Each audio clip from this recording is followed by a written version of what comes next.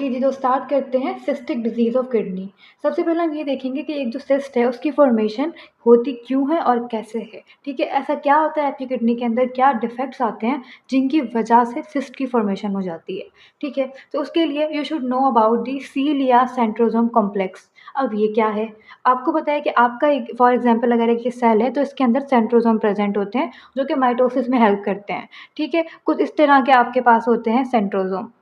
Sorry for my bad drawing, ठीक है? आपके पास सेंट्रोसोम प्रेजेंट होते हैं। अब इनका क्या फंक्शन होता है? एक तो मैंने बताया कि माइटोसिस में हेल्प करते हैं। दूसरा इनका फंक्शन ये होता है कि इस सेल के पास जाके लगना स्टार्ट हो जाते हैं।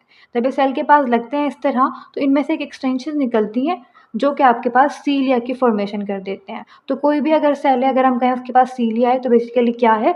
दे are the extension from your centrosome, और इसी को हम कहते हैं सीलिया सेंट्रोसोम कॉम्प्लेक्स, क्योंकि जो सीलिया है वो सेंट्रोसोम ही की एक्सटेंशन है, ठीक है? तो ये हमारे पास नॉर्मली प्रेजेंट होता है सेल के अंदर, और इसका क्या-क्या फंक्शन होता है? इसके मेन 3 फंक्शन होते हैं। इसका पहला फंक्शन होता है मैकेनो सेंसिंग करना, मीन्स सेल को अगर कोई भी बाहर से मैकेनिकल स्टिमुलाई मिलता है तो उस हिसाब से अपने अंदर चेंजिंग लेके आता है। इसकी मैं आपको सिंपल एग्जांपल देती हूँ। कोई किसी ने एक्सरसाइज की तो उसकी मसल की ग्रोथ हो रही है, ठीक है? वो ग्रोथ क्यों हो रही है? क्योंकि उसके सेल्स के जो मैकेनो सेंसर्स हैं, वो सेल जो कि आपके मैकेनो सेंसर्स हैं, वो इस चीज़ को वो कर लेंगे आइडेंटिफाई, और वो ग्रोथ करवा देंगे मसल्स की, ठीक है? तो ये काम होता है मैकेनो सेंसिंग में।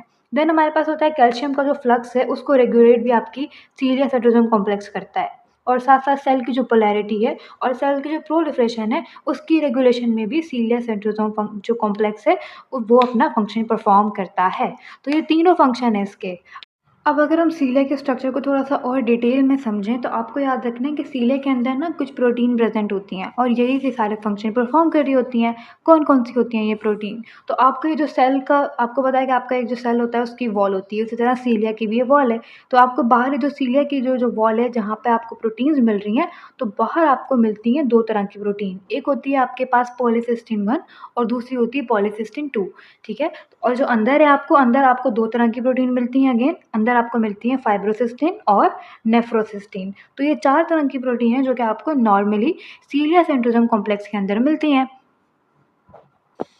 ये अभी तक तो हम बात कर रहे थे नॉर्मल की, कि आपके पास सीलिया सेंट्रोसोम कॉम्प्लेक्स था, वो ये तीनों फंक्शन परफॉर्म कर रहा था, और साथ उसके अंदर ये जो प्रोटीन्स हैं वो आपकी बेसिकली ये फंक्शन परफॉर्म करवा रही थी।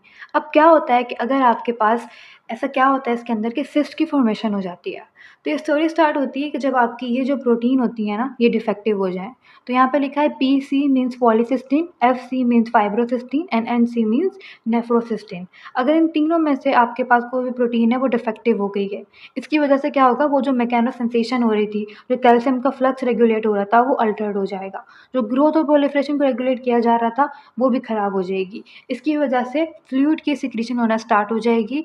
आपके सेल्स के आस-पास आपका जो वो होगा एक्स्ट्रा सेलुलर मैट्रिक्स होगा वो भी एबनॉर्मल होगा, सेल्स की प्रोलिफरेशन होना स्टार्ट हो जाएगी, और ये सारी चीज़ें मिलके सिस्ट की फॉर्मेशन करवा देंगी। अब एक सिस्ट भी हो सकती है, बहुत सारी सिस्ट भी हो सकती हैं, हम डिफरेंट टाइप की सिस्टिक डिजीज़ पढ़ेंगे किडनी के अंदर, और देखेंगे कि हमारे पास जो सिस्ट है वो किस-किस तरह के डिज़ीज़ कॉज़ करती हैं।